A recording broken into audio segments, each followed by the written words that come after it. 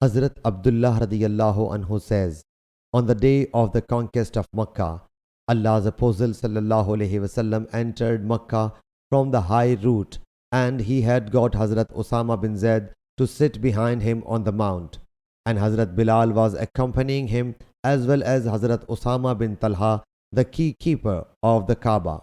He sallallahu alaihi wasallam made his she camel kneel down in the masjid and ordered to fetch the keys to the Kaaba. Then the Kaaba was opened, and Allah's Apostle sallallahu alaihi wasallam entered, whereas Hazrat Osama, Hazrat Bilal, and Hazrat Usman radiyallahu anhu were along with him. He sallallahu alaihi wasallam stayed inside it for a long period of time, then came out, and the people moved towards him. The first to visit him was Hazrat Abdullah bin Umar radiyallahu anhu, and he saw Hazrat Bilal radiyallahu anhu standing behind the door and asked him, where did Allah's Apostle sallallahu alaihi wasallam perform the prayer? So he pointed towards the place where he sallallahu alaihi wasallam had performed the prayer.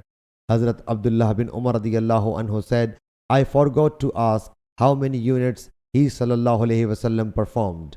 Sahih Bukhari, Hadith number 2988.